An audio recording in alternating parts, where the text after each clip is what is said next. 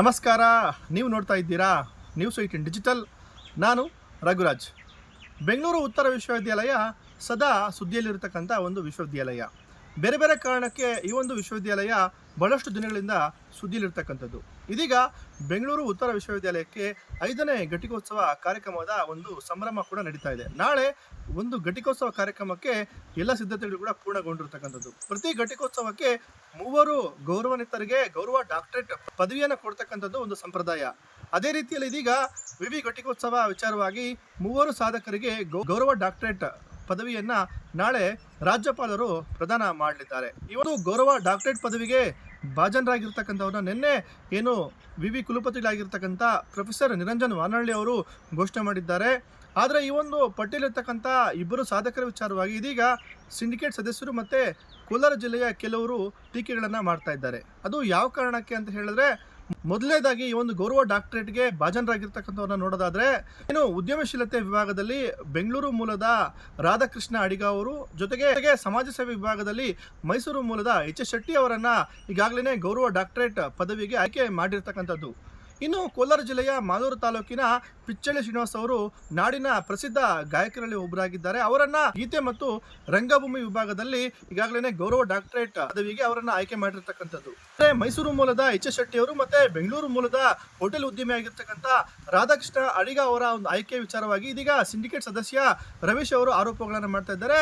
ಇಷ್ಟು ಹೆಚ್ಚು ಸಾಧನೆ ಮಾಡಿರ್ತಕ್ಕಂಥವರೇ ಏನು ಬೆಂಗಳೂರು ಉತ್ತರ ವಿಶ್ವವಿದ್ಯಾಲಯದ ವ್ಯಾಪ್ತಿಯಿರತಕ್ಕಂಥ 4-5 ಜಿಲ್ಲೆಗಳಲ್ಲಿ ಬಹಳಷ್ಟು ಸಾಧನೆಯರು ಮಹನೀಯರು ಇದ್ದಾರೆ. ಆದ್ರೆ ಇವರನ್ನೇ ಯಾತಕ್ಕಾಗಿ ಆಯ್ಕೆಯನ್ನು ಮಾಡಿದ್ದಾರೆ ಮತ್ತೆ ಸಿಂಡಿಕೇಟ್ ಸಭೆಯಲ್ಲೂ ಕೂಡ ಅವರ ಒಂದು ಆಯ್ಕೆ ಬಗ್ಗೆ ನಮ್ಗೆ ಯಾವುದೇ ಕೂಡ ಒಂದು ಮಾಹಿತಿಯನ್ನು ಕೊಟ್ಟಿಲ್ಲ. ಖಂಡಿತ ವಿವಿ ಕುಲಪತಿಗಳೇನಿದ್ದಾರೆ ಅವರು ಬಹಳಷ್ಟು ಇತರ ತಪ್ಪುಗಳನ್ನು ಮಾಡ್ತಾ ಇದ್ದಾರೆ. ಹಿಂದೆ ಅವರು ಪತ್ರಿಕೋದ್ಯಮ ಮತ್ತು ಸಂವಹನ ವಿಭಾಗವನ್ನ ಮುಚ್ಚುವ ಮೂಲಕ ಬಹಳಷ್ಟು ಸುದ್ದಿಯಲ್ಲಿದ್ದರು. ಇದೀಗ ಮತ್ತೆ ಈ ತರ ಒಂದು ಆಯ್ಕೆಯನ್ನು ಮಾಡಿದ್ದಾರೆ. ಅದು ಎಷ್ಟು ಮಾತ್ರ ಸರಿ, ಸಣ್ಣ ಪುಟ್ಟ ಸಾಧನೆ ಮಾಡಿದಂತಹ ಉದ್ಯಮಿಗಳನ್ನ ಇದೀಗ ಗುರುತಿಸಿದ್ದಾರೆ. ಖಂಡಿತ ಈ ಒಂದು ಆಯ್ಕೆಯಲ್ಲಿ ನಮಗೆ ಸಂಶಯ ಇದೆ ಅಂತಕ್ಕಂಥ ಮಾತನ್ನ ಇದೀಗ ಸಿಂಡಿಕೇಟ್ ಸದಸ್ಯರಾಗಿರ್ತಕ್ಕಂಥ ರವೀಶ್ ಅವರು ಮಾಡ್ತಾ ಇರತಕ್ಕಂಥದ್ದು. ಸಂಶಯ ಇದೆ. ಗೌರವ ಡಾಕ್ಟರೇಟ್ ಅಂತಂದರೆ ಅದು ಭಾಳ ಏನಂತಾರೆ, ಒಂದು ಉನ್ನತ ಸ್ಥಾನದಲ್ಲಿ ಸಮಾಜದಲ್ಲಿ ಒಳ್ಳೆ ಸ್ಥಾನದಲ್ಲಿ ಗುರುತಿಸ್ಕೊಂಡಂಥವ್ರು ಅಂಥವ್ರು ಕೊಡಿ. ಅದು ಬಿಟ್ಬಿಟ್ಟು ನೀವು 500 ಕೋಟಿ ಇದೆ, 20 ಮನೆ ಕಟ್ಕೊಟ್ಟಿದ್ದಾರೆ, ಇನ್ನು 80 ಮನೆ ಆನ್ಗೋಯಿಂಗ್ ಪ್ರೊಸೆಸ್ ಅನ್ನೋರು ಏನು ನಮಗೆ ಅರ್ಥ ಆಗ್ತಾಯಿಲ್ಲ. ಇದ್ರ ವಿಚಾರದಲ್ಲಿ ನಾವು ಯಾವುದೇ ರೀತಿ ಸಲಹಾ ಪಟ್ಟಿ ಕೊಟ್ಟಿಲ್ಲ, ಸಲಹೆ ನೀಡಿಲ್ಲ, ನಾವು ಯಾವುದೇ ರೀತಿ ಅಪ್ಲಿಕೇಶನ್ ಕೊಟ್ಟಿಲ್ಲ.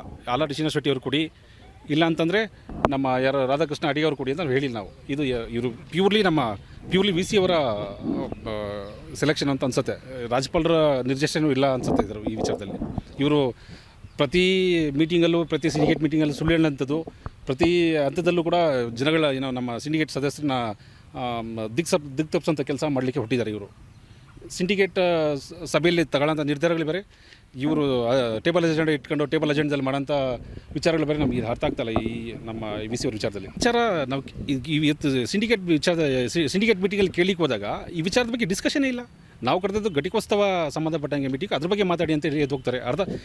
30 ಮಿನಿಟ್ಸ್ 40 ಮಿನಿಟ್ಸಲ್ಲಿ ನೀವು ಸಭೆ ಮುಗಿಸ್ತೀರಿ ಅಂತಂದರೆ ನಮಗೆ ಇದ್ರ ಬಗ್ಗೆ ಖಂಡಿತ ಅನುಮಾನ ಇದೆ. ಇದು ಏನಿದ್ರು ಕೂಡ ನಾವು ಮಾತಾಡ್ತೀವಿ. ಸಿಂಡಿಕೇಟ್ ಸದಸ್ಯರು ಮಾಡಿರ್ತಕ್ಕಂಥ ಆರೋಪಕ್ಕೆ ಏನು ವಿವಿ ಕುಲಪತಿಗಳಾಗಿರ್ತಕ್ಕಂಥ ಪ್ರೊಫೆಸರ್ ನಿರಂಜನ್ ವಾನಳ್ಳಿ ಅವರು ಪ್ರತಿಕ್ರಿಯೆ ಕೊಟ್ಟಿದ್ದಾರೆ. ಇದು ಆಯ್ಕೆ ಏನಿದೆ ಸಂಪೂರ್ಣ ಅದು ರಾಜ್ಯಪಾಲರ ಒಂದು ವಿವೇಚನೆಗೆ ಬಿಟ್ಟಿರೋದಾಗಿದೆ. ಅವರೇ ಒಂದು ಆಯ್ಕೆಯನ್ನು ಮಾಡಿದ್ದಾರೆ ಮತ್ತೆ ಸಮಿತಿಯ ಶಿಫಾರಸು ಮೇಲೆಗೆ ಈ ಒಂದು ಆಯ್ಕೆ ಆಗಿದೆ. ಖಂಡಿತ ಈ ಒಂದು ವಿಚಾರದಲ್ಲಿ ಏಕರೂಪ ನಿರ್ಣಯ ಆಗಿಲ್ಲ.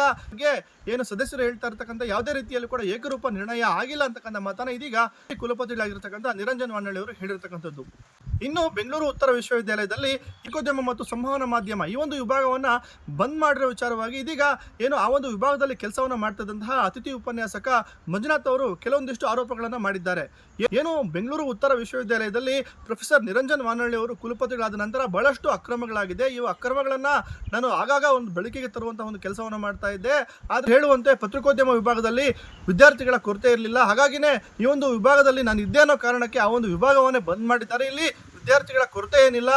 ಪ್ರೊಫೆಸರ್ ನಿರಂಜನ್ ವಾನಳ್ಳಿ ಅವರು ಏನು ಕಳೆದ 3 ವರ್ಷಗಳಿಂದ ಕುಲಪತಿಗಳಾಗಿದ್ದಾರೆ. ಅವರ ಒಂದು ಸೇವಾವಧಿಯಲ್ಲಿ ಬಹಳಷ್ಟು ಅಕ್ರಮಗಳಾಗಿದೆ, ಖರೀದಿಯಲ್ಲಿ ಬಹಳಷ್ಟು ಒಂದು ಲೋಪಗಳಾಗಿದೆ. ಈ ಬಗ್ಗೆ ಬಹಳಷ್ಟು ಒಂದು ಆರೋಪಗಳು ಕೂಡ ಇದೆ. ಅವರ ವಿರುದ್ಧವಾಗಿ ತನಿಖೆ ಕೂಡ ಆಗ್ತಾ ಇದೆ. ಹಾಗಾಗಿನೇ ಅವರ ವಿರುದ್ಧವಾಗಿ ಈಗಾಗಲೇ ಸಿಂಡಿಕೇಟ್ ಸದಸ್ಯರು ರಾಜ್ಯಪಾಲರಿಗೂ ಕೂಡ ದೂರನ್ನು ಕೊಟ್ಟಿದ್ದಾರೆ. ಈ ರೀತಿಯಾಗಿ ಅವರ ಮೇಲೆ ಬಹಳಷ್ಟು ಆರೋಪಗಳಿದೆ. ಹಾಗಾಗಿನೇ ಅವರು ನನ್ನ ಮೇಲಿರ್ತಕ್ಕಂಥ ಕೋಪಕ್ಕೆ ಇದೀಗ ಪತ್ರಿಕೋದ್ಯಮ ಮತ್ತು ಸಂವಹನ ವಿಭಾಗವನ್ನೇ ಬಂದ್ ಮಾಡಿದ್ದಾರೆ. ಇದೆಷ್ಟು ಮಾತ್ರ ಸರಿ? ಖಂಡಿತ ಈ ಒಂದು ವಿಭಾಗಕ್ಕೆ ಬಹಳಷ್ಟು ವಿದ್ಯಾರ್ಥಿಗಳು ಅಡ್ಮಿಷನ್ ಕೂಡ ಆಗೋರಿದ್ದಾರೆ. ಕಳೆದ ಬಾರಿ ಪರೀಕ್ಷೆ ಬರಲಿಕ್ಕೂ ಕೂಡ ಕೆಲವೊಂದು ವಿದ್ಯಾರ್ಥಿಗಳಿಗೆ ಅವಕಾಶವನ್ನು ಕೊಟ್ಟಿಲ್ಲ. ಹಾಗಾಗಿನೇ ವಿವಿಯಲ್ಲಿ ಬಹಳಷ್ಟು ಅಕ್ರಮಗಳು ಕೂಡ ಆಗಿದೆ. ಅದರ ವಿಚಾರವಾಗಿ ನಾವು ಬಹಳಷ್ಟು ದೂರುಗಳನ್ನು ಕೂಡ ಕೊಟ್ಟಿದ್ದೀವಿ. ಈ ವಿಚಾರವಾಗಿ ಆರೋಪಗಳನ್ನು ಮಾಡಿ ದನಿ ಎತ್ತಿದ ಕಾರಣಕ್ಕೆ ನನ್ನನ್ನು ಕೂಡ ಈ ಒಂದು ವಿಭಾಗದಿಂದ ಸ್ಥಿತಿ ಉಪನ್ಯಾಸಕನಾಗಿ ನಾನು ಕೆಲಸ ಮಾಡ್ತಾ ಇದ್ದೆ, ನನ್ನನ್ನು ಕೂಡ ಸೇವೆಯಿಂದ ತೆಗೆದಿರ್ತಕ್ಕಂಥದ್ದು. ಇದೆಷ್ಟು ಮಾತ್ರ ಸರಿ? ಖಂಡಿತ ಈ ಬಗ್ಗೆ ಒಂದು ತನಿಖೆ ಆಗಬೇಕು. ಅಲ್ಲಿ ಎಲ್ಲವೂ ಕೂಡ ಸರಿ ಇಲ್ಲ, ಮತ್ತೆ ನಿರ್ಧಾರಗಳನ್ನು ತೆಗೆದುಕೊಳ್ತಾರೆ ಅದೆಲ್ಲ ಕೂಡ ಒಂದು ಏಕಮುಖವಾಗಿರ್ತಕ್ಕಂಥ ನಿರ್ಧಾರ ಅಂತಕ್ಕಂಥ ಮಾತನ್ನು ಇದೀಗ ಅತಿಥಿ ಉಪನ್ಯಾಸಕರು ಆಗಿರ್ತಕ್ಕಂಥ ಮಂಜುನಾಥ್ ಅವರು ಹೇಳಿರ್ತಕ್ಕಂಥದ್ದು. ಪಾಪ ನಮ್ಮ ವಿ ಸಿ ಅವರು, ನಾನು ಸ್ಟೇಟ್ಮೆಂಟ್ ನೋಡಿದೆ ಮೊನ್ನೆ, ಮಾಧ್ಯಮ ಪ್ರಕಟಣೆ ಒಂದು ಕೊಟ್ಟಿದ್ದರು. ಅದರಲ್ಲಿ ಹೇಳ್ತಾರೆ ನಾವು ವಿಭಾಗನ ಕ್ಲೋಸ್ ಮಾಡ್ತಿದ್ದೀವಿ, ಕಾರಣ ಏನು ಅಂದರೆ ವಿದ್ಯಾರ್ಥಿಗಳು ಬರ್ತಾ ಇಲ್ಲ ಅಂತ ಹೇಳಿದ್ದಾರೆ. ಸರ್, ಪ್ರತಿಯೊಂದು ವಿಶ್ವವಿದ್ಯಾಲಯ ಆಗಿರ್ಬೋದು, ಒಂದು ಕಾಲೇಜ್ ಆಗಿರ್ಬೋದು, ಎಲ್ಲ ಕಡೆನೇ ಒಂದು ಅಡ್ಮಿಷನ್ ರಿಜಿಸ್ಟರ್ ಅಂತ ಇರುತ್ತೆ. ನೀವು ಅಡ್ಮಿಷನ್ ರಿಜಿಸ್ಟರ್ ಚೆಕ್ ಮಾಡಿ ಲಾಸ್ಟ್ 3 ಇಯರ್ಸಲ್ಲಿ ಎಷ್ಟು ಅಡ್ಮಿಷನ್ ಆಗಿದೆ ಅಂತ. ಟೋಟಲ್ 36 ಜನ ವಿದ್ಯಾರ್ಥಿಗಳು ಪ್ರವೇಶ ಪಡೆದಿದ್ದಾರೆ. ಸರ್, ಇವರು ಪತ್ರಿಕೋದ್ಯಮ ವಿಭಾಗದ ಪ್ರಾಧ್ಯಾಪಕರಲ್ವಾ ನಮ್ಮ ನಿರಂಜನ್ ವಾನಳ್ಳಿಯವರು. ಸರ್, ಈ 4 ವರ್ಷದಲ್ಲಿ ಅವ್ರ ಕೊಡುಗೆ ಏನಿದೆ ಡಿಪಾರ್ಟ್ಮೆಂಟ್ಗೆ? ಆಯಿತು, ಹೋಗ್ಲಿ, ಒಂದು ಸಿಂಗಲ್ ಸಿಸ್ಟಮ್ ಕೊಟ್ಟಿದ್ದಾರೆ. ಮೊನ್ನೆ ಯಾವುದೋ ಒಂದು ಬೈಟ್ ನೋಡಿದೆ, ನಾನೊಂದು ಕ್ಯಾಮ್ರಾ ಕೊಟ್ಬಿಟ್ಟಿದ್ದೀನಿ ಡಿಪಾರ್ಟ್ಮೆಂಟ್ಗೆ ಅಂತ ಹೇಳ್ತಾರೆ. ಒಂದು DSLR ಕ್ಯಾಮ್ರಾ ಕೊಟ್ಬಿಟ್ರೆ ಇಡೀ ಡಿಪಾರ್ಟ್ಮೆಂಟ್ ರನ್ ಮಾಡ್ಬೋದಾ? ನೀವು ಎಕ್ಸಾಂಪಲ್ ಈಗ ಬೆಂಗಳೂರು ಯೂನಿವರ್ಸಿಟಿಗೆ ಹೋಗಿ ಅಥವಾ ಬೆಂಗಳೂರು ಸಿಟಿ ಯೂನಿವರ್ಸಿಟಿಗೆ ಹೋಗಿ, ಅಲ್ಲಿ ಕಮ್ಯುನಿಟಿ ರೇಡಿಯೋ ಇದೆ, ಆಮೇಲೆ ಒಳ್ಳೆ ಮ್ಯಾಕ್ ಲ್ಯಾಬ್ ಇದೆ, ಆಮೇಲೆ ನೀವು ಒಳ್ಳೆ ಐ ಎಂಡ್ ಕ್ಯಾಮ್ರಾಗಳಿದ್ದಾವೆ, ಒಂದು ಒಳ್ಳೆ ಸ್ಟುಡಿಯೋ ಮಾಡಿಕೊಟ್ಟಿದ್ದಾರೆ. ಮತ್ತು ಇವ್ರು ಯಾಕೆ ಇಲ್ಲಿ ಮಾಡಿಕೊಡ್ಲಿಲ್ಲ ಹಾಗಾದರೆ? ಈ 4 ವರ್ಷ ಇವ್ರು ಏನು ಮಾಡ್ತಿದ್ರು ಹಾಗಾದರೆ? ಆಮೇಲೆ ಇನ್ನೊಂದು ಹೇಳ್ತಾರೆ, ಇಲ್ಲಿ ಯಾರೂ ಇಲ್ಲ, ವಿದ್ಯಾರ್ಥಿಗಳು ಒಬ್ಬರೋ ಇಬ್ಬರೋ ಇದ್ದಾರೆ, ನಾವು ಆದರೂ ರನ್ ಮಾಡ್ತಿದ್ದೀವಿ ಅನ್ನೋ ಮಾತು ಹೇಳಿದ್ದಾರೆ. ಹಾಗಾದರೆ 13 ಜನ ವಿದ್ಯಾರ್ಥಿಗಳು ಕಾಲೇಜಿಗೆ ಬರ್ತಿದ್ರು, ಅವ್ರಿಗೆ ಯಾಕೆ ಎಕ್ಸಾಮ್ ಕೊಡಲಿಲ್ಲ ನೀವು? ಹಾಗಾದರೆ ನೀವು ಅವ್ರಿಗೆ ಲಾಂಗ್ ಆಬ್ಸೆಂಟ್ ಆಗಿದ್ದರೆ ನೀವು ಇನ್ನೊಂದು 10-15 ದಿವಸ ಎಕ್ಸಾಮ್ ಇದೆ ನನಗೆ, 13 ಜನ ವಿದ್ಯಾರ್ಥಿಗಳ ಹತ್ರ ನೀವು ಪ್ರವೇಶ ಶುಲ್ಕ ಕಟ್ಸ್ಕೊಂಡಿದ್ದೀರಲ್ವ, ಪರೀಕ್ಷಾ ಶುಲ್ಕ ಕಟ್ಸ್ಕೊಂಡಿದ್ದೀರಲ್ವ, ಮತ್ತು ಹೇಗೆ ಕಟ್ಕೊಂಡ್ರೆ? ಈ 3 ವರ್ಷಗಳಲ್ಲಿ ವಿಶ್ವವಿದ್ಯಾಲಯದಲ್ಲಿ ಏನೇನು ಹಗರಣಗಳಾಗ್ತಿದ್ದಾವೋ ನಾನು ಪಿನ್ ಟು ಪಿನ್ ವಿತ್ ದಾಖಲೆಗಳ ಸಮೇತ ಕೊಟ್ಟಿದ್ದೀನಿ ಸರ್. ಸರ್, ರೀಸೆಂಟ್ದು ನೀವು ಡಿಸೆಂಬರ್ದು ಯಾಕೆ ಈ ವಿಚಾರನ ರೈಸ್ ಮಾಡಿದ್ರು ಅಂದರೆ, 123 CC ಕ್ಯಾಮ್ರಾ ಹಾಕೋದಕ್ಕೆ ನಾವು 99,236 ಮೀಟ್ರ್ ವೈರ್ ಬೇಕು ಅಂತ ಹೇಳ್ತಾರೆ. ಅಂದರೆ ನಿಯರ್ಲಿ 100 ಕಿಲೋಮೀಟ್ರ್ ವೈರ್ಗೆ ಬಿಲ್ ಮಾಡಿರ್ತಾರೆ ಸರ್. 42 ಲಕ್ಷ ರೂಪಾಯಿ ಬಿಲ್ ಮಾಡ್ಕೊಂಡಿರ್ತಾರೆ ಸರ್. ಟೋಟಲ್ CCTV ಕಾಮಗಾರಿ ಬಂದು 76 ಲಕ್ಷ ಸರ್. ಸರ್, ಎಲ್ಲಾದರೂ ಕೇಳಿದಿರಾ 123 CC ಕ್ಯಾಮ್ರಾ ಹಾಕೋದಕ್ಕೆ 100 ಕಿಲೋಮೀಟ್ರ್ ವೈರ್ ಬೇಕಾ? ಇದನ್ನು ಕೂಡ ವಿ ಸಿ ಅವ್ರ ಗಮನಕ್ಕೆ ತರ್ತೀರಿ. ಅದರಲ್ಲಿ ತುಂಬ ಅವ್ರಿಗೆ ಲಾಸ್ ಆಗುತ್ತೆ ಆರ್ಥಿಕವಾಗಿ. ಆಮೇಲೆ ನಾನು ಪ್ರತಿ ಸಾರಿ ನಾನು ಇದ್ರ ಬಗ್ಗೆ ಹೋರಾಡ್ತಿದ್ದೀನಿ. ವಿಶ್ವವಿದ್ಯಾಲಯದ ಏನೇ ಹಗರಣಗಳಾದರೂ ನಾನು ವಾನಳ್ಳಿಯವ್ರಿಗೆ ಹೇಳ್ತಿದ್ರಿ, ಪಾಪ ಅದು ಅವ್ರಿಗೆ ತೊಂದರೆ ಆಗ್ತಿತ್ತು ಹಣ ಮಾಡ್ಕೊಳ್ಳೋದಕ್ಕೆ, ಅದಕ್ಕೆಲ್ಲ. ಈಗ ವಾನಳ್ಳಿಯವರು ಇವತ್ತು ಹೇಳಿರ್ಬೋದು ನಿಮಗೆಲ್ಲನೂ, ನಾನೇನಾದರೂ ತಪ್ಪು ಮಾಡಿದ್ರೆ ನನ್ನ ಹ್ಯಾಂಗ್ ಮಾಡಿ ಅಂತಲೂ ಬಳಸಿದ್ದಾರೆ. ಸರ್, ಇವರೇನು ತಪ್ಪು ಮಾಡ್ದೇ ಹಾಗಾದರೆ ಲೋಕಾಯುಕ್ತದಲ್ಲಿ ಪ್ರಿವೆನ್ಷನ್ ಆಫ್ ಕರಪ್ಷನ್ ಆ್ಯಕ್ಟಲ್ಲಿ 2 ಕೇಸ್ ದಾಖಲಾಗ್ತವ. ಆಯಿತು, ಲೋಕಾಯುಕ್ತ ಆ್ಯಕ್ಟಲ್ಲಿ 1 ಕೇಸ್ ದಾಖಲಾಗುತ್ತಾ? ಈಗ ನೆಕ್ಸ್ಟ್ ಮಂತ್ ಡೇಟ್ ಇದೆಯಲ್ವ, ಇವರೇ ಹೋಗ್ಬೇಕಲ್ವ ಲೋಕಾಯುಕ್ತರ ಹತ್ರ ವಿಚಾರಣೆಗೆ. ಮತ್ತು ಹೇಗೆ ದಾಖಲಾದವು ಸರ್? ಇವರು ತುಂಬ ಅಕ್ರಮಗಳು ಮಾಡಿದ್ದಾರೆ. ಆ ಕಾರಣಕ್ಕಾಗಿ ನಾನಿದ್ದರೆ ನಾನು ಪ್ರಶ್ನೆ ಮಾಡ್ತೀನಿ ಅನ್ನೋ ಒಂದೇ ಒಂದು ಕಾರಣಕ್ಕಾಗಿ ವಿ ಸಿ ಅವರು ನನ್ನನ್ನು ಹೊರಗಾಗ್ತಿದ್ದಾರೆ. ನನ್ನನ್ನು ಹೊರಗಾಗ್ತಾ ಇಲ್ಲ, ವಿಭಾಗನ ಮುಚ್ಚುತ್ತಿದ್ದಾರೆ ಸರ್, ಅಷ್ಟೇ. ಇನ್ನು ವಿವಿಯಲ್ಲಿ ಭ್ರಷ್ಟಾಚಾರ ಕುರಿತ ಆರೋಪ ಮತ್ತು ವಿವಿಯಲ್ಲಿ ಪತ್ರಿಕೋದ್ಯಮ ವಿಭಾಗ ಕೈಬಿಟ್ಟಂತಹ ಇಂಥ ಆರೋಪಗಳಿಗೆ ಪ್ರೊಫೆಸರ್ ನಿರಂಜನ್ ವಾನಳ್ಳಿ ಅವರು ಕೂಡ ಪ್ರತಿಕ್ರಿಯೆ ಕೊಟ್ಟಿದ್ದಾರೆ. ನನ್ನ ಒಂದು ಆಡಳಿತದಲ್ಲಿ ಯಾವುದೇ ಒಂದು ಭ್ರಷ್ಟಾಚಾರವೂ ಕೂಡ ಆಗಿಲ್ಲ, ಕೇವಲ ಪತ್ರಿಕೋದ್ಯಮ ವಿಭಾಗಕ್ಕೆ ವಿದ್ಯಾರ್ಥಿಗಳು ಬರಲಿಲ್ಲ ಅನ್ನೋ ಕಾರಣಕ್ಕೆ ಆ ಒಂದು ಕೋರ್ಸನ್ನು ಬಂದ್ ಮಾಡಲಾಗಿದೆ. ಮತ್ತು ಇಂಗ್ಲಿಷ್ ವಿಭಾಗವನ್ನು ಕೈಬಿಡುವಂತಹ ಯಾವುದೇ ನಿರ್ಧಾರವನ್ನು ಇಲ್ಲಿವರೆಗೂ ಕೂಡ ಮಾಡಿಲ್ಲ. ಮತ್ತು ನನ್ನ ವಿರುದ್ಧದ ಒಂದು ಭ್ರಷ್ಟಾಚಾರ ಆರೋಪ ಈಗಾಗಲೇ ತನಿಖೆ ಕೂಡ ಆಗ್ತಾ ಇದೆ. ತನಿಖೆ ಆಗಲಿ, ಈ ಬಗ್ಗೆ ನಾನು ಯಾವುದೇ ರೀತಿಯಲ್ಲೂ ಕೂಡ ಒಂದು ಏಕಮುಖ ನಿರ್ಧಾರವನ್ನು ತೆಗೆದುಕೊಂಡಿಲ್ಲ. ಆ ಬಗ್ಗೆ ರಾಜ್ಯಪಾಲರು ಕ್ರಮ ತಗೊಳ್ತಾರೆ, ಸರ್ಕಾರವೂ ಕೂಡ ಇದೆ. ಮತ್ತೆ ನನ್ನ ವಿರುದ್ಧದ ಒಂದು ಆರೋಪ ಸಾಬೀತಾದರೆ ನಾನು ಇನ್ನೂ ಕೂಡ 4 ತಿಂಗಳು ಕೋಲಾರದಲ್ಲಿ ಕುಲಪತಿಯಾಗಿ ಕೆಲಸವನ್ನು ಮಾಡ್ತೀನಿ. ಈ ಒಂದು 4 ತಿಂಗಳಲ್ಲಿ ನನ್ನ ವಿರುದ್ಧದ ಒಂದು ಆರೋಪ ಸಾಬೀತಾದರೆ ನನ್ನನ್ನು ಕೋಲಾರದಲ್ಲಿ ನೇಣಿಗೆ ಹಾಕಿ ಅಂತಕ್ಕಂಥ ಮಾತನ್ನು ಅವ್ರು ಹೇಳಿರ್ತಕ್ಕಂಥದ್ದು.